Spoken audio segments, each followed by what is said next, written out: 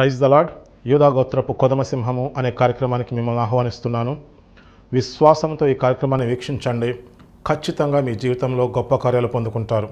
మహాపరిశుద్ధుడా, సర్వశక్తి కలిగిన దేవ, ఈ కార్యక్రమాన్ని మీ చేతిలో పెడుతున్నాను. పరిశుద్ధాత్మదేవ, అనేక మంది ఆత్మీయనేతలు తెరవ చేయండి. వారి జీవితాల్లో గొప్ప కార్యాలు జరిగేలా ఈ కార్యక్రమాన్ని ఆశీర్వదించమని నజరేయుడైన యేసు నామమున అడిగి వేడుకుంటున్నాం తండ్రి, ఆమేన్. ఈరోజు మనం ఆశీర్వాద మర్మము అనే అంశాన్ని ధ్యానించుకుందాం. విశ్వాసంతో వీక్షించండి. మీరు అనేక మందికి ఆశీర్వాదకరంగా మారుతారు. 1 రాజులు 3వ అధ్యాయం 4వ వచనం నుంచి చదువుతాను చూడండి. గిబియోను ముఖ్యమైన ఉన్నత స్థలమై ఉండెను గనుక బలులర్పించుటకై రాజు అక్కడికి పోయి ఆ బలిపీఠం మీద 1000 దహన బలులు అర్పించెను. గిబియోనులో యెహోవా రాత్రివేళ స్వప్నమందు సొలొమోనుకు ప్రత్యక్షమై, నేను నీకు దేనినిచ్చుట ఇష్టమో దాన్ని అడుగమని అతనితో సెలవీయగా. ఇక్కడ ఒక గొప్ప మర్మం ఉంది. మీరు బైబిల్లో ఉన్నది ఏం చేసినా మీ జీవితంలో అద్భుతమైన కార్యాలు జరుగుతాయి. నేనేం చేశానంటే 2023 సంవత్సరం గుడ్ ఫ్రైడే ఈస్టర్ టైంలో దేవుని పని కోసం పెద్ద మొత్తం ఇచ్చాను. తరువాత దేవుడు నాకు అనేకమైన విషయాలు బయలుపరిచాడు, ద్వారాలు తెరవ చేశారు. సంవత్సరం తిరక్కముందే ఇలా అనేక వేల మందికి టీవీ పరిచయం చేయటానికి ఆశీర్వదించాడు, ద్వారాలు తెరవ చేసి అభిషేకం ఇచ్చాడు. మీరు దేవుని పనికి ఇచ్చినట్లయితే ఖచ్చితంగా పరలోకం నుంచి మీకు రెస్పాన్స్ వస్తుంది. దేవుడు రెస్పాండ్ అవుతాడు. అలాగే మన ఉద్దేశం కూడా కరెక్ట్ అయి ఉండాలి. దేవుడు సొలొమోను అడిగినప్పుడు సొలొమోను ఇచ్చిన సమాధానం ఏంటంటే 9వ వచనంలో, ఇంత గొప్పదైన నీ జనమునకు న్యాయము తీర్చగలవాడెవ్వడు? కాబట్టి నేను మంచి చెడ్డలు వివేచించి నీ జనులకు న్యాయము తీర్చున్నట్లు నీ దాసుడైన నాకు వివేకం గల హృదయము దయచేయుము. సొలొమోను చేసిన ఈ మనవి ప్రభువునకు అనుకూలమాయను గనుక దేవుడు అతనికి ఇలాగూ సెలవిచ్చాను, దీర్ఘాయునైనను ఐశ్వర్యమునైనను నీ శత్రువుల ప్రాణమైనను అడుగక న్యాయములను గ్రహించుటకు వివేకం అనుగ్రహించమని నీవు అడిగితివి. నీవు ఇలాగున అడిగినందున నీ మనవి ఆలకించుచున్నాను. బుద్ధి వివేకములు గల హృదయము నీకు ఇచ్చుచున్నాను. పూర్వీకుల్లో నీ వంటివాడు ఒకడును లేడు, ఇక మీదట నీ వంటివాడు ఒకడును ఉండడు. మరియు నీవు ఐశ్వర్యమును ఘనతను ఇమ్మని అడుగకపోయినను నేను వాటిని కూడా ఇచ్చుచున్నాను. జాగ్రత్తగా ఈ వాక్యాన్ని గమనించినట్లయితే సొలొమోను ఏమడిగాడంటే, దేవుడు ఆయన్ని ఇజ్రాయేలు దేశానికి రాజుగా చేశాడు. రాజుగా చేసినప్పుడు సొలొమోను దేవుని చిత్తాన్ని నెరవేర్చడానికి ఇష్టపడ్డాడు. తన స్వార్థం చూసుకోలేదు, లేకపోతే తనకి ఎక్కువ ఆస్తి కావాలని చెప్పి అడగలేదు. నీ ప్రజలను పరిపాలించడానికి కావలసిన జ్ఞానం ఇమ్మన్నాడు. ఎప్పుడైతే దేవుని చిత్తాన్ని నెరవేర్చడానికి ఇష్టపడ్డాడో అది దేవునికి అనుకూలమైంది కాబట్టి దేవుడు సొలొమోనుకి జ్ఞానం ఇవ్వటమే కాదు, తనకి ఐశ్వర్యము సంపద ఇచ్చేస్తాడు. మనం దేవుని చిత్తాన్ని నెరవేర్చడానికి ఇష్టపడితే దేవుడు మనకి జ్ఞానం ఇవ్వటమే కాదు, గొప్ప ఐశ్వర్యము సమృద్ధిని కూడా ఇస్తాడు. ఎందుకంటే దేవుని చిత్తాన్ని నెరవేర్చడానికి చాలా సమృద్ధి కావాలి, చాలా అవసరాలు ఉంటాయి. అవసరాలన్నీ తీర్చబడాలంటే దేవునికి తెలుసు ఆ విషయం. మనకు కావలసింది మొత్తం దేవుడు మనకు వచ్చేలా చేస్తాడు. ఇదంతా రాజైన సొలొమోనుకి దర్శనంలో కనపడింది. ఆయన గిబియాలో ఉన్నప్పుడు ఆ దర్శనం అయిపోయిన తర్వాత సొలొమోను తన దేశానికి వెళ్ళిపోతాడు. తర్వాత తను మహాజ్ఞాని అవుతాడు. అంతేకాకుండా దేవుడు సొలొమోన్ని గొప్పగా ఆశీర్వదించేస్తాడు. ఆ దర్శనంలో ఏం కనపడింది అదంతా జరిగింది. దీని నుంచి మనం ఏం నేర్చుకోవచ్చు? నేను గమనించాను, నేను ప్రాక్టికల్గా ట్రై చేశాను. క్రియలు లేని విశ్వాసము మృతము అని బైబిల్ చెప్తుంది. విశ్వాసాన్ని క్రియల్లో నేను చూపించాను. మనం దేవుని పనికి ఆర్థికంగా సహకరించటము అంటే మనం దేవుని చిత్తాన్ని నెరవేరుస్తున్నాం. నేను అది చేసినప్పుడు, నేను ఇవ్వగలిగిన పెద్ద మొత్తంలో దేవుని పనికి ఇచ్చినప్పుడు ఇంకా సంవత్సరం అవ్వలేదు, ఇంకా గుడ్ ఫ్రైడే ఈస్టర్ రాలేదు. దేవుడు అనేకమైన మర్మాలు బయలుపరిచి గొప్ప అభిషేకం ఇచ్చి ఇలా వేల మందికి సువార్త ప్రకటించేలా చేశాడు. అంతకుముందు నేను 14 సంవత్సరాల నుంచి ఒక చిన్న సంఘాన్ని నడిపిస్తున్నాను అంతే. చూసారా? మీరు దేవుని పనికి ఇచ్చినప్పుడు అది కూడా ఎక్కువ మొత్తంలో మీరు ఇచ్చారంటే వెంటనే పరలోకం రెస్పాండ్ అవుతుంది. అంటే మీ హృదయం కరెక్ట్గా ఉంటే, మీ తలంపులు కరెక్ట్గా ఉంటే, మీరు అలా దేవుని పనికి ఇచ్చినప్పుడు వెంటనే పరలోకం రెస్పాండ్ అవుతుంది. సొలొమోను 1000 దహనబలు అర్పించినప్పుడు వెంటనే దేవుడు రెస్పాండ్ అయ్యాడు. ఇది మీకు నూతన నిబంధన గ్రంథంలో చూపిస్తాను చూడండి. ఈరోజు జాగ్రత్తగా వినండి. మనం చర్చిలో కూర్చుని ఏం మాట్లాడుకున్నా ఇంటికి వెళ్ళిన దగ్గర నుంచి చాలా సమస్యలు ఉంటాయి క్రైస్తవులకి. ఆర్థిక సమస్యలు, ఇంట్లో సమస్యలు, పిల్లలను చదివించుకోవడంలో సమస్యలు, ఇల్లు కట్టుకోవాలంటే సమస్యలు, పెళ్లి చేయాలంటే సమస్యలు, అన్నీ సమస్యలే. నాకేమి లేదు, నాకేం అవసరం లేదని భ్రమలో ఉన్నంత మాత్రాన సమస్యలు పోవు. వాస్తవాలు మాట్లాడుకుంటే చాలామంది క్రైస్తవులు ఆర్థిక సమస్యల్లో, బంధకాల్లో, అప్పుల్లో భయంకరమైన స్థితిలో ఉన్నారు. ఈ భయంకరమైన స్థితిలో ఉన్నవాళ్ళు సమృద్ధిలో ఉండాలంటే, అనేక మందికి ఆశీర్వాదకరంగా ఉండాలంటే, మన హృదయం కరెక్ట్గా ఉండి మనం దేవుని చిత్తాన్ని నెరవేర్చడానికి ఇష్టపడితే, మనకున్నంతలో దేవుని పనికి ఇస్తే వెంటనే దేవుడు రియాక్ట్ అవుతాడు, వెంటనే దేవుడు స్పందిస్తాడు, దేవుడు మనకి ద్వారాలు తెరవ చేస్తాడు. మన ఉద్దేశం కరెక్ట్గా ఉండాలి. దానికి యేసు ప్రభువు చెప్పిన ఒక ఉపమానం మీకు చదివినిపిస్తాను చూడండి. లూకా సువార్త 10వ అధ్యాయం 30 నుంచి ఉంటుంది. అందుకు యేసు ఇట్లా, నేను ఒక మనుష్యుడు యెరూషలేము నుండి యెరికో పట్టణమునకు వెళ్ళుచు దొంగల చేతిలో చిక్కెను. వారు అతని బట్టలు దోచుకొని అతన్ని కొట్టి కొరప్రాణముతో విడిచిపోయిరి. అప్పుడు ఒక యాజకుడు ఆ త్రోవన వెళ్ళుట తటస్థించెను. అతడు అతన్ని చూచి ప్రక్కగా పోయెను.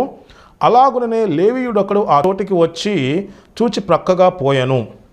అయితే ఒక సమరయుడు ప్రయాణమైపోవచ్చు అతను పడి ఉన్న చోటికి వచ్చి అతన్ని చూచి అతని మీద జాలిపడి దగ్గరకు పోయి నూనెయు ద్రాక్షరసము పోసి అతని గాయములు కట్టి తన వాహనం మీద ఎక్కించి ఒక పూటకోళ్ళవాని ఇంటికి తీసుకుని పోయి అతన్ని పరామర్శించెను. మరునాడు 2 దినారములు తీసి ఆ పూటకోళ్ళవానికి ఇచ్చి, ఇతన్ని పరామర్శించుము, నీవింకేమైనాను ఖర్చు చేసిన ఎడల నేను మరలా వచ్చినప్పుడు అది నీకు తీర్చదని అతనితో చెప్పి పోయెను. దీనికి అనేకమైన మర్మాలు, అనేకమైన విషయాలు బోధిస్తూ ఉన్నారు క్రైస్తవులు. ఈ మంచి సమరయుడు ఈ ఉపమానం విని అనేక మందికి, సమస్యల్లో ఉన్న వాళ్ళకి, ఇబ్బందుల్లో ఉన్న వాళ్ళకి, చాలామందికి కొన్ని వందల వేల సంవత్సరాల నుంచి సహాయం చేస్తూ ఉన్నారు. ఇంకా దీనిలో గొప్ప మర్మం ఇంకొకటి ఉంది. మనం అనేక మందికి సహాయం చేస్తున్నాం. సహాయం తీసుకున్న వాళ్ళు కూడా వాళ్ళు ఆశీర్వదించబడి వాళ్ళు అనేక మందికి సహాయం చేసేలా ఉండాలి అనేది దేవుని యొక్క ఉద్దేశం.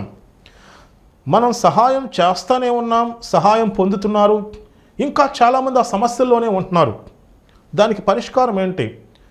సహాయం పొందారు, దేవుని యొక్క మర్మం ఏంటో తెలుసుకుని, మన ఉద్దేశాలు మార్చుకొని, మన ఆలోచన మార్చుకుని, సహాయం పొందిన వాళ్ళు కూడా ఇంకా అనేక మందికి సహాయపడేలా ఉండాలి. అప్పుడు కదా దేవుని సువార్త ప్రకటించబడుతుంది. అప్పుడు కదా అనేక మంది బంధకాల నుంచి విడుదల పొందుతారు. అప్పుడు కదా అనేక మంది రక్షించబడతారు. అది దేవుని యొక్క ఉద్దేశం. ఎప్పుడూ కొంతమందే సహాయం చేస్తూ ఉండాలి, మిగతా వాళ్ళు సహాయం పొందుతూ ఉండాలి అనేది దేవుడి కాన్సెప్ట్ కాదు. సహాయం పొందిన వాళ్ళు కూడా ఇంకనేక మందికి సహాయం చేస్తూ ఉంటే, వాళ్ళు కూడా సువార్త ప్రకటించడానికి ఆర్థికంగా సహకరిస్తూ ఉంటే, వాళ్ళు కూడా ప్రార్థన చేస్తూ ఉంటే ఎన్ని గొప్ప కార్యాలు జరుగుతాయో తెలుసా? దానికోసం మన ఉద్దేశం, మన ఆలోచన మారాలి. నాకేం అవసరం లేదు, నాకు ఉన్నది చాలంటే కుదరదు. ఉన్నది సరిపెట్టుకుని జీవించడానికి కాదు, మనం దేవుని చిత్తాన్ని నెరవేర్చడానికి భూమి మీద మనం ఉన్నాం. నాకేం వద్దు అంటే అది చాలా తప్పు. దేవుని పనికి చాలా కావాలి. అనేక మంది నశించిపోతున్నారు, అనేక మంది బంధకాల్లో ఉన్నారు. ఈ నశించిన వారిని వెతికి రక్షించడానికి యేసు ప్రభు ఈ లోకానికి వచ్చాడు. తర్వాత ఆ బాధ్యత మనకప్పు చెప్పాడు. సువార్త ప్రకటించాలంటే, దేవుని పని చేయాలంటే ఎంతో ఖర్చుతో కూడుకున్న పని. నాకేం వద్దంటే ఎలా? అది ఆ సమృద్ధి, ఆ ఆశీర్వాదం ఎలా వస్తుందంటే, బైబిల్లో ఉన్న మర్మము, మన మైండ్ సెట్ కరెక్ట్గా ఉండాలి. దాని గురించి మీకు చెప్తాను చూడండి. ఇక్కడ మనం చదువుకున్న ఉపమానంలో, ఒక మనుష్యుడు యెరూషలేము నుండి యెరికో పట్టణముకు దిగి వెళ్ళుచు దొంగల చేతిలో చిక్కెను. వారు అతని బట్టలు దోచుకుని అతన్ని కొట్టి కొరప్రాణంతో విడిచిపోయిరి. లోకం పరిస్థితి అలా ఉంది. ఆదాము అవ్వ దేవుని మాట కాదని ఎప్పుడైతే మంచి చెడులు జ్ఞానమిచ్చే వృక్షఫలం తిన్నారో ఈ లోకం శపించబడింది. అపవాదికి అవకాశం వచ్చింది. అపవాది ఈ లోకాన్ని చిందరబందర చేసేశారు. ఈ లోకంలో అనేక మంది ఇటువంటి స్థితిలోనే ఉన్నారు. ఇటువంటి స్థితిలో ఉన్నప్పుడు దేవుడు ఈ లోకానికి వచ్చి మన పాపములు మన దోషముల నిమిత్తం వెల చెల్లించాడు. ఆదాము అవ్వ ఏదైనా వనంలో ఏమైతే కోల్పోయారో అది తిరిగి ఇవ్వటానికి యేసు ప్రభు వెల చెల్లించాడు.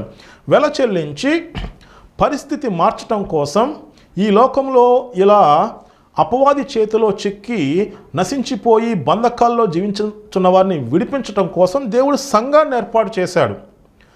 ఇలా సమస్యల్లో ఉన్న వాళ్ళని చూసినప్పుడు ఒక యాజకుడు చూసంట ఆయన పక్కగా వెళ్ళిపోయాడు. లేవీయుడు ఒక అతను చూసి ఆయన కూడా పక్కగా వెళ్ళిపోయాడు. వాళ్ళకి దేవుని గురించిన సరైన జ్ఞానం లేదు. దేవుని గురించి సరైన జ్ఞానం లేదు కాబట్టే అన్ని బంధకాల్లో అన్ని సమస్యల్లో ఉన్న వాళ్ళని చూసి పక్కగా వెళ్ళిపోతున్నారు. దేవుడు ఏం చెప్తున్నాడో జాగ్రత్తగా వినండి. నేను చెప్పే ఈ మాటలు వింటే ఈ రోజే మీ జీవితం మారిపోతుంది. ఒక సమరయుడు వచ్చంట అతని దగ్గరకు పోయి జాలిపడి నూనెయు ద్రాక్షరసం పోసి అతని గాయములు కట్టి తన వాహనం మీద ఎక్కించుకుని ఒక పూటకోళ్ళవాని ఏంటంటే ఒక ఒక హోటల్కి తీసుకొచ్చి అతన్ని పరామర్శించాడు. రెండవ రోజు 2 దినారాలు అతనికి ఇచ్చి, నువ్వు ఇతన్ని బాగా చూసుకో, నీ ఇంకా ఏమైనా ఖర్చు పడితే నేను మరలా తిరిగి వచ్చేటప్పుడు నీకు ఇస్తానని చెప్పి వెళ్ళిపోయాడు. దీంట్లో అర్థం ఏంటో తెలుసా? చూడండి, లోకంలో అనేక మంది అపవాది బంధకాల్లో అపవాది కాడి కింద నలిగిపోతున్నారు. దొంగల చేతిలో చిక్కి కొరప్రాణంతో ఉన్నవాని స్థితిలో చాలామంది ఉన్నారు. ఇక్కడ పూటకోళ్ళవాని ఇల్లు అంటే హోటల్. దేవుడు దేనికి కంపారిజన్ చేశాడంటే సంఘం. దేవుడు ఈ లోకానికి వచ్చి మన కోసం తన ప్రాణం పెట్టాడు. ఇక్కడ సమరయుడు వచ్చి ఏం చేశాడంటే ఆయన్ని పరామర్శించాడు. ఆయన్ని గాయములు కట్టాడు. గాయములు ఎలా కట్టారు? నూనె ద్రాక్షరసం పోసి అతని గాయములు కట్టి. నూనె అంటే అభిషేకానికి గుర్తు. ద్రాక్షరసము అంటే యేసు ప్రభు మన కోసం తన ప్రాణం పెట్టాడు. ఆయన మన కోసం వెల చెల్లించాడు. ఆయన యేసు ప్రభు చేయాల్సింది చేశాడు. మిగతా పరిచర్య చేయటం కోసం సంఘాన్ని ఉంచాడు. సంఘం అంటే ఒక హోటల్తో యేసు ప్రభు ఇక్కడ కంపేర్ చేశాడు. కంపేర్ చేసి ఏమన్నాడంటే, ఒక 2 దినారాలు ఇచ్చి ఇతన్ని బాగా చూసుకో, ఇంకా నువ్వు మంచిగా చూసుకుంటే నేను మరలా వచ్చేటప్పుడు నీకు అది ఇచ్చేస్తాను. మరలా వచ్చేటప్పుడు అంటే రెండో రాకడ గురించి యేసు ప్రభు మాట్లాడలేదు. దేవుడు చెప్పేది ఏంటంటే, సంఘం ఎందుకు ఉందంటే యేసు ప్రభు అంటారు, నశించిన వారిని వెదికి రక్షించడానికి యేసు ప్రభు ఈ లోకానికి వచ్చాడు. రోగికే వైద్యుడు కావాలని చెప్పి బైబిల్లో చాలా స్పష్టంగా ఉంది. నేను పాపులనే పిలవవచ్చి తిని నేను నీతిమంతులను పిలవరాలేదు అని యేసు ప్రభు అంటారు. ఈ లోకంలో అనేక మంది బంధకాల్లో సమస్యల్లో అపవాది కాడి కింద నలిగిపోతూ గందరగోళమైన పరిస్థితుల్లో ఉన్నారు. ఎందుకంటే అపవాది ఈ లోకాన్ని చిందరబందర చేసేసింది. అటువంటి పరిస్థితుల్లో ఉన్న వాళ్ళు సంఘానికి వచ్చినప్పుడు మనం చేయాల్సింది ఏంటంటే వాళ్ళని పరామర్శించాలి, వాళ్ళకి సత్యాన్ని చెప్పాలి, వాళ్ళని సరైన మార్గంలో నడిపించాలి. అలా మనం చేయటానికి చాలా ఖర్చు అవుతుంది. మీరు చూడండి, ఒక హోటల్ రన్ చేయాలంటే చాలా ఖర్చు అవుతుంది. హోటల్ రన్ చేసేటప్పుడు చాలా ఖర్చు అయినా వాళ్ళు సంతోషంగా ఎందుకు రన్ చేస్తారో తెలుసా? మీరు హోటల్కి వెళ్ళండి, ఒక ఇన్కి వెళ్ళండి, అక్కడ 2 రోజులు ఉండండి. వాళ్ళు మీకు కావలసిన మర్యాదలన్నీ చేస్తారు, చాలా మంచిగా చూస్తారు, చాలా జాగ్రత్తగా చూస్తారు. చివరికి ఏంటంటే చార్జ్ చేస్తారు, ఈ 2 రోజులకి ఎంత అయిందని. నువ్వు 10 మందిని తీసుకెళ్ళినా వాళ్ళు చాలా సంతోషంగా చూస్తారు, 1000 మందిని తీసుకెళ్ళినా వాళ్ళు చాలా సంతోషంగా అతిథి మర్యాదలు చేస్తారు. దానివల్ల వాళ్ళకి ప్రాఫిట్ ఉంది. దానివల్ల వాళ్ళకి ప్రాఫిట్ ఉంది కాబట్టి వాళ్ళు జాగ్రత్తగా చూసుకొని అంత మంచిగా చేస్తారు. ఎందుకంటే మళ్ళా తిరిగి రావాలని చెప్పి ఆశిస్తూ ఉంటారు. దేవుడు ఏమంటున్నాడంటే, మీ మైండ్ సెట్ మార్చుకోండి. లోకంలో చాలామంది సమస్యల్లో ఉన్నారు, చాలామంది బంధకాల్లో ఉన్నారు. వాళ్ళకి సువార్త ప్రకటించండి, వాళ్ళకి కావలసినవన్నీ చేయండి, నేను మీకు ఇస్తాను. లోకంలో అనేక మంది సమస్యల్లో ఇబ్బందుల్లో ఉంటే యాజకుడంట చూసి వెళ్ళిపోతాడంట, లేవీయుడు ఒకడు వచ్చి చూసి వెళ్ళిపోతాడంట. వీళ్ళకి దేవుని గురించి తెలియదు. వీళ్ళు ఏమనుకుంటున్నారంటే, ఆ దేవుని పనికి ఇస్తే నాకేంటి ఉపయోగం, నేనే సమస్యల్లో ఉన్నాను. ఇట్లా దేవుని గురించి ఒక రాంగ్ ఒపీనియన్ ఉండటం వల్ల చాలామంది దేవుని పనికి ఇవ్వరు. తెలియకపోవటం వల్ల చాలామంది దేవుని పని చేయట్లేదు. మనం దేవుని ఉద్దేశం ఏంటో తెలుసుకుంటే, దేవుడు ఎలా ఆలోచిస్తున్నాడో తెలుసుకుంటే మనం ఏం చేస్తామంటే దేవుని పని చేస్తాం. సొలొమోను చూడండి, సొలొమోను దేవుని చిత్తాన్ని నెరవేర్చడానికి ఇష్టపడ్డాడు. సొలొమోన్ని దేవుడు రాజుగా చేశాడు. రాజుగా చేస్తే పరిపాలించాలి, ప్రజలను జాగ్రత్తగా చూసుకోవాలి. ఆయన అదే అడిగాడు, ప్రజలను పరిపాలించడానికి కావాల్సిన జ్ఞానం ఇవ్వమని. దేవుని చిత్తాన్ని నెరవేర్చడానికి ఇష్టపడ్డాడు కాబట్టి అది దేవునికి అనుకూలంగా ఉంది. ఆ ప్రార్థన దేవుడు ఆలకించాడు. ఆ ప్రార్థన ఆలకించడమే కాదు, ఆయనకు జ్ఞానం ఇచ్చాడు, ఐశ్వర్యం కూడా ఇచ్చేస్తాడు దేవుడు. అలాగే ఇప్పుడు నువ్వు సువార్త ప్రకటించడానికి ఇష్టపడితే, లోకంలో అనేక మంది సమస్యల్లో, బంధకాల్లో రక్షణ లేకుండా ఉన్నారు. నువ్వు సువార్త ప్రకటించడానికి ఇష్టపడితే, సువార్త ప్రకటించడానికి నువ్వు ఆర్థికంగా సహకరిస్తే, నీ హృదయం కరెక్ట్గా ఉంటే, నువ్వు దేవుని పని చేస్తూ ఉంటే దేవుడు నీకు ఇస్తాడు. నువ్వు ఎంతమందికి పరిచయం చేస్తావో అంతగా దేవుడు నీకు ఇస్తాడు. నువ్వు 10 మందికి పరిచయం చేస్తే దానికి కావాల్సిన అభిషేకం ఇస్తాడు, దానికి కావాల్సిన జ్ఞానం ఇస్తాడు, దానికి కావాల్సిన సమృద్ధి నీకు వచ్చేలా చేస్తాడు. నువ్వు 10,000 మందికి పరిచయం చేస్తే 10,000 మందికి కావాల్సిన అభిషేకము, దానికి కావాల్సిన సమృద్ధి వచ్చేలా దేవుడు నీకు చేస్తాడు. దేవుడు అలాగే ఈ సిస్టాన్ని రన్ చేస్తున్నాడు. బైబిల్లో చాలా స్పష్టంగా రాయబడి ఉంటుందన్నమాట. మీరు తలాంతుల ఉపమానం చదివారా? తలాంతుల ఉపమానంలో చూడండి, ఎవరి సామర్థ్యం చొప్పున దేవుడు వాళ్ళకి ఇస్తాడు. ఒకనికి 5 తలాంతులు, ఒకనికి 2 తలాంతులు, ఒకనికి 1 తలాంతు. 5 తలాంతులు తీసుకున్న వ్యక్తి ఏం చేస్తాడు? మరిన్ని 5 తలాంతులు సంపాదిస్తాడు. దేవుడు ఏమంటాడు? బలా నమ్మకమైన మంచి దాసుడా, నువ్వు కొంచెంలో నమ్మకంగా ఉన్నావు కాబట్టి నిన్ను అనేకమైన వాటి మీద నియమిస్తానని చెప్తాడు. 2 తలాంతులు తీసుకున్న వ్యక్తి ఏం చేస్తాడు? మరి 2 తలాంతులు సంపాదిస్తాడు. దేవుడు ఏమంటాడు? బలా నమ్మకమైన మంచి దాసుడా, నువ్వు కొంచెంలో నమ్మకంగా ఉన్నావు కాబట్టి నిన్ను అనేకమైన వాటి మీద నియమిస్తానని దేవుడు చెప్తాడు. 1 తలాంతు తీసుకున్న వ్యక్తి ఏం చేయడు, ఆయనకి దేవుని గురించి తెలియదు. మత్తయి సువార్త 25వ అధ్యాయం 24 నుంచి ఇలా ఉంటుంది. తర్వాత 1 తలాంతు తీసుకునేవాడు వచ్చి, అయ్యా, నీవు విత్తని చోట కోయివాడవును, చల్లని చోట పంట కూర్చుకున్న వాడినైనా కఠినుడవని నేను ఎరుగుదును. ఆయనకి దేవుని మీద మంచి ఒపీనియన్ లేదు. దేవుని పనికి ఇవ్వటం వల్ల దేవుడు ఆశీర్వదిస్తాడన్న ఒపీనియన్ లేదు. చాలామంది క్రైస్తవులు అపవాది మాయలో ఉన్నారు. ఈ ప్రపంచంలో దేవుణ్ణి తెలుసుకున్న వాళ్ళు, దేవుణ్ణి అంగీకరించిన వాళ్ళు అనేక మంది గురించి వాళ్ళంతా ప్రార్థన చేస్తే, మిగతా వాళ్ళ గురించి ప్రార్థన చేసి వాళ్ళ ఆత్మీయతలు తెరవబడాలి, వాళ్ళు రక్షించబడాలి, వాళ్ళు నిత్యరాజ్యాన్ని పొందుకోవాలని ప్రార్థన చేస్తే, వాళ్ళు దేవుని గొప్పతనం గురించి సువార్త ప్రకటిస్తే, లేకపోతే సువార్త ప్రకటించే వారికి సహకరిస్తే ఈ ప్రపంచం వేరే రకంగా ఉండేది. ఎక్కువ మంది అపవాది మాయలో పడిపోయి వాళ్ళు దేవుని పని చేయరు, దేవుని పనికి సహకరించరు. నాకు చాలు, నాకు ఇంతే, నాకు అసలు ఏం వద్దు, ఇట్లా జీవిస్తూ ఉంటారు. ఇదంతా అపవాది మాయలో జీవిస్తున్నారు. భూమి మీద దేవుని పని ఎవరు చేయాలి? మనమే చేయాలి.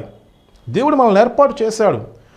అనేక మంది నశించిపోతున్నారు. వాళ్ళకి సువార్త ప్రకటించాలి, వాళ్ళ గురించి ప్రార్థన చేయాలి, వాళ్ళ గురించి నువ్వు అన్నీ చేస్తూ ఉంటుంటే దేవుడికి కావాల్సింది ఇస్తూ ఉంటాడు. కొంతమంది పెద్ద పెద్ద సంఘాల మీద అసూయతో మాట్లాడుతూ ఉంటారు. మనం అట్లా మాట్లాడకూడదు. చిన్న సంఘం అయినా పెద్ద సంఘం అయినా ఒకటే, అసూయ చెందొద్దు. నువ్వు దేవుని పనికి ఇస్తుంటే, నువ్వు యథార్థంగా దేవుని పని చేస్తుంటే, 2 తలాంతులు తీసుకున్నవాడు 2 తలాంతులు సంపాదించాడు. దేవుడు ఏమన్నాడు? బలా నమ్మకమైన మంచి దాసుడా, నువ్వు కొంచెంలో నమ్మకంగా ఉన్నావు కాబట్టి నిన్ను అనేకమైన వాటి మీద నియమిస్తానని చెప్పారు. అట్లాగే మనం యథార్థంగా ఉండి దేవుని పనికి ఇస్తూ ఉంటే, దేవుని పని చేస్తూ ఉంటే, నమ్మకంగా ఉంటే, కొంచెంలో నమ్మకంగా ఉన్నప్పుడు దేవుడు పెద్ద పరిచయం ఇస్తాడు, అభిషేకం ఇస్తాడు, ద్వారాలు తెరవ చేస్తాడు. నువ్వు ఎక్కువ మందికి పరిచయం చేస్తున్నప్పుడు దానికి తగ్గ అభిషేకం ఇస్తాడు, దానికి తగ్గ అద్భుతమైన కార్యాలు దేవుడు చేస్తాడు, దానికి తగ్గ ఆశీర్వాదం కూడా దేవుడు ఇస్తాడు. మనం వేరే వాళ్ళని చూసి అసూయ పడకూడదు, వేరే వాళ్ళ గురించి మనం తప్పుగా మాట్లాడకూడదు. కోత ఎంతో విస్తారంగా ఉంది, కోయివారు కొదువుగా ఉన్నారని చెప్పి బైబిల్లో రాయబడింది. సపోజ్ ఒక పెద్ద దైవజనులు ఉన్నారు, చాలామంది ఆయన గురించి తప్పుగా మాట్లాడుతున్నారు. దేవుడు ఏమనుకున్నాడు తెలుసా? అటువంటి దైవజనులు ఈ ప్రపంచంలో ఇంకా లక్షల మంది కావాలి, ఈ ప్రపంచంలో అనేక మంది నశించిపోతున్నారు, అటువంటి దైవజనులు లేవాలి అని దేవుడు ఎదురు చూస్తున్నారు. అనేక మందిని లేవనెత్తడానికి దేవుడు ఎదురు చూస్తున్నాడు. నువ్వు యథార్థంగా దేవుని మాట వింటే, నువ్వు కొంచెంలో నమ్మకంగా ఉండి దేవుని పనికి ఇస్తూ ఉంటే, దేవుని పని చేస్తూ ఉంటే నిన్ను లేవనెత్తుతాడు దేవుడు. మనం దేవుని మాట వినకుండా మనం కొద్దితో సరిపెట్టుకుని నాకు ఇదే చాలంటే దానికి తగ్గట్టు అభిషేకం ఇస్తాడు. ఇబ్బంది ఏం లేదు. నువ్వు ఆ పని చేసావు కాబట్టి 2 తలాంతులకు 2 తలాంతులు సంపాదించావు కాబట్టి నువ్వు నిత్య జీవాన్ని పొందుకుంటావు, నీ బాధ్యత నువ్వు నెరవేర్చావు. కొంతమందికి దేవుడు ఇంకా ఎక్కువ ఇస్తాడు. వాళ్ళకున్న సామర్థ్యాన్ని బట్టి 5 తలాంతులు ఇస్తాడు. వాళ్ళు వాళ్ళ పని చేయాలి. చూసారా ఎంతమంది నశించిపోతున్నారు? అంతమంది నశించిపోతూ ఉంటే మనకి మనం మధ్యలో ఘర్షణ పడకూడదు. మనం దేవుని పని చేస్తున్నాం. మన ఆలోచన ఎలా ఉండాలంటే దేవుని చిత్తానుసారంగా ఉండాలి. దేవుడు ఎలా ఆలోచిస్తున్నాడో మనం ఆలోచించాలి. నేను ఒక చిన్న సంఘాన్ని కలిగి ఉన్నాను. చిన్న సంఘాన్ని కలిగి ఉన్న నేను చాలా ఎక్కువ మొత్తం వెచ్చించి ఈ టీవీ పరిచయం చేస్తున్నాను. ఎందుకంటే అనేక మందికి దేవుని మర్మాలు తెలియచేయాలి. అనేక మంది బంధకాల నుంచి విడుదల పొందాలి. దేవుణ్ణి తెలుసుకున్న వాళ్ళు ఆశీర్వదించబడి వాళ్ళు ఇంకా అనేక మందికి పరిచయం చేయాలి. అనేక మందికి వాళ్ళు ఆశీర్వాదకరంగా మారాలి. ఇలా మారితే గొప్ప కార్యాలు జరుగుతాయి. జాగ్రత్తగా ఉన్నాడు. దేవుని ఉద్దేశం ఏంటంటే దేవుడు నాకు కొంత ఇచ్చాడు. ఆ కొంత నేను దేవుని పనికి ఇచ్చేసి నమ్మకంగా ఉంటే దేవుడు చాలా గొప్ప పరిచర్య ఇస్తాడు. నేను ఇలా పరిచర్య చేస్తూ అనేక మంది మర్మాలు తెలుసుకుని సత్యాన్ని తెలుసుకుని యథార్థంగా ఉంటూ వాళ్ళు దేవుని పని చేస్తే, వాళ్ళు దేవుని పనికి సహకరిస్తే వాళ్ళని దేవుడు అభిషేకిస్తాడు. వాళ్ళని ఉన్నత స్థానానికి తీసుకొస్తారు. వాళ్ళు ఇంకా అనేక మందికి సహాయంగా ఉంటారు. ఆ సహాయం పొందిన వాళ్ళు ఏం చేయాలి? వాళ్ళు కూడా దేవుని పనికి సహాయపడాలి. ఇలా చేస్తూ ఉంటే కదా సువార్త వెళ్తుంది. అంతేగాని నేను ఒక 100 మందిని పెట్టు కూర్చుని జీవితాంతం నేను ఆ 100 మందికి చెప్తా కూర్చుంటే ఎలా ఉంటుందంటే ఒక తలాంతు తీసుకుని భూమిలో పాతిపెట్టినట్టు ఉంటుంది. ఒక తలాంతు తీసుకుని భూమిలో పాతిపెడితే దేవుడు ఏమంటున్నాడు తెలుసా? ఈయన దగ్గర ఉన్న తలాంతు తీసి 10 తలాంతులు ఉన్నవానికి ఇచ్చివేయండి. మనకున్న తలాంతును భూమిలో పాతిపెట్టి నేను ఎక్కడితోనే సర్దుకుంటానంటే కుదరదు. అక్కడితో సర్దుకోవటానికి కాదు. మనం దేవుడు ఇచ్చిన ఒక తలాంతుకి ఇంకో తలాంతు సంపాదిస్తే చాలు. బలా నమ్మకమైన మంచి దాసుడా అని చెప్పి దేవుడు అంటాడు. మన ఆలోచన దేవుని ఆలోచనతో ఏకీభవించాలి. మీరు కరెక్ట్గా వినండి. దేవుని ఉద్దేశం ఏంటో తెలుసా? దేవుడు మన కోసం తన ప్రాణం పెట్టేశాడు. అమూల్యమైంది దేవుడు మన కోసం ఇచ్చేశాడు. యేసు ప్రభుని మన కోసం ఇచ్చేశాడు. ఆయన యేసు ప్రభుని ఇయ్యటానికి తిరగలేదు. ఆయన తండ్రి. ఈ లోకంలో అనేక మంది లెక్కలేనంతమంది నశించిపోతూ అపవాది మాయలో పడిపోయి బంధకాల్లో ఉండి సమస్యల్లో ఉండి గందరగోళమైన పరిస్థితుల్లో ఉండి చెప్పుకోలేని సమస్యల్లో ఉండి మూలుగుతుంటే ఏడుస్తుంటే దేవుని హృదయం కదిలిపోయింది. ఎంత కదిలించబడిందంటే దేవుని హృదయం ఆయన తన కుమారుణ్ణి ఇవ్వటానికి వెనుదిరగలేదు. తన కుమారుణ్ణే ఇచ్చేశాడు. ఆయన మన తండ్రి. మనం నశించిపోకూడదు, ఏ ఒక్కరూ నశించిపోకూడదని చెప్పి దేవుడు లోకమును ఎంతో ప్రేమించాడు. అంత ప్రేమించిన దేవుడు ఏ ఒక్కరూ నశించిపోకూడదని యేసు ప్రభుని మన కోసం ఇచ్చేశాడు.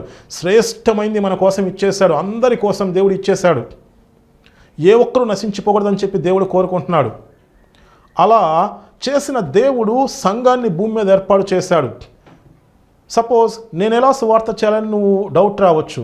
నీ దగ్గర ఏముందో అది దేవుడు ఇచ్చిందే. నీ దగ్గర ఉన్న దాంతో నువ్వు నమ్మకంగా ఉంటే, ఉన్నది నువ్వు దేవుని పనికి ఇచ్చి సువార్త చేస్తూ ఉంటే, నువ్వు కొంచెంలో నమ్మకంగా ఉంటే ఎక్కువలో కూడా నమ్మకంగా ఉంటావు. కాబట్టి దేవుని నిన్ను అత్యధికంగా ఆశీర్వదిస్తాడు. నీ చేత గొప్ప సువార్త చేపిస్తాడు. గొప్పగా సువార్త చేసే వాళ్ళని మీరు విమర్శించొద్దు. దేవుడు నాతో ఏమన్నాడు తెలుసా? గొప్పగా సువార్త చేసే వాళ్ళని ఇంతమంది విమర్శిస్తున్నారు ఏంటని చెప్పి నేను ప్రార్థనలో ఉన్నప్పుడు దేవుడు నాకు బయలుపరిచింది. వాళ్ళకి దేవుని తలంపులు దేవుని ఆలోచనలు లేవు. గొప్పగా సువార్త చేసేవారు ఒకరిని విమర్శిస్తున్నారు. దేవుడు ఏమనుకుంటున్నాడు తెలుసా? మిగతా వాళ్ళందరినీ కూడా అంత గొప్పగా సువార్త చేసేలా నేను ఆశీర్వదిద్దాం అనుకుంటున్నాను, అంత అభిషేకం ఇద్దాం అనుకుంటున్నాను, కానీ వాళ్ళు నాకు అవకాశం ఇవ్వట్లేదు. లోకంలో అనేక మంది నశించిపోతున్నారు. నా తలంపులు వాళ్ళకి లేవు, నా ఉద్దేశాలు వాళ్ళకి లేవు. మాకు ఇది చాలు అంటున్నారు, మేము ఇలాగే ఉంటామంటున్నారు. మాకు ఇది చాలు, మేము ఇలాగే ఉంటామంటే నీకు ఆ ఉద్దేశం ఆ తలంపులు లేనప్పుడు దేవుడు ఎలా నీ జీవితాన్ని మారుస్తాడు? దేవునికి కలిగిన తలంపులు మనం కలిగి ఉండాలి. దేవునికి కలిగిన ఉద్దేశాలు మనం కలిగి ఉండాలి.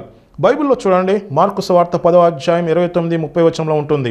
అందుకు యేసు ఇట్లా, నేను నా నిమిత్తము సువార్త నిమిత్తము ఇంటినైనను అన్నదమ్ములనైనను అక్క చెల్లెండ్రులైనను తల్లిదండ్రులనైనను పిల్లలనైనను భూములనైనను విడిచిన వాడు ఇప్పుడు ఇహమందు హింసలతో పాటు 100 ఇండ్లను అన్నదమ్ములను అక్క చెల్లెండ్రను తల్లులను పిల్లలను భూములను రాబోవు లోకమందు నిత్య జీవమును పొందినని మీతో నిశ్చయముగా చెప్పుచున్నాను. యేసు ప్రభు చెప్పిన మాట. శిష్యులు అంటారు, మేము మొత్తం వదిలేసి వచ్చాక మాకేంటంటారు.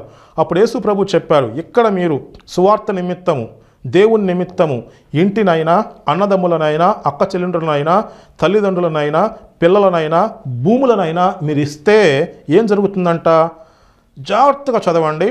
మార్కు సువార్త 10వ అధ్యాయం 30వ వచనం. దేవుడు చెప్పిన మాట, ఇప్పుడు ఇహమందు హింసలతో పాటు మీకు సమస్యలు, హింసలు వస్తాయి, కానీ నూరంతలుగా ఇండ్లను, మీరు ఇల్లుచ్చుంటే నూరంతలుగా ఇండ్లను, అన్నదమ్ములను, అక్క చెల్లెండ్రను, తల్లులను, పిల్లలను, నూరంతలుగా భూములను రాబో లోకముందు నిత్య జీవం పొందుదరని మీతో నిశ్చయముగా చెప్తున్నాను.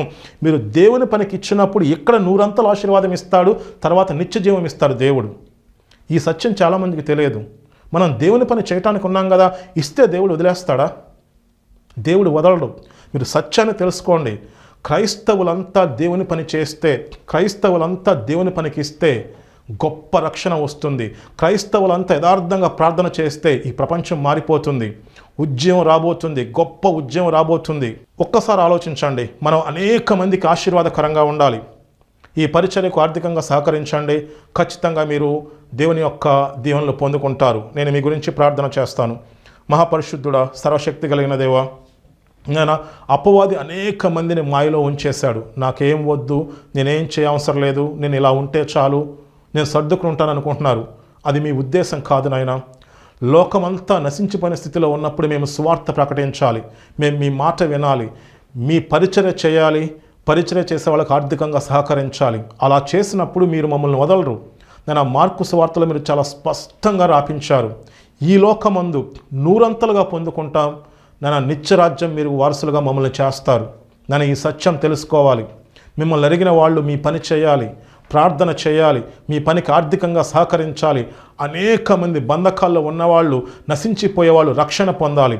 మీ చిత్తాన్ని నెరవేర్చమని నజరేయుడైన యేసు నామమున అడిగి వేడుకుంటున్నాం తండ్రి. ఆమేన్.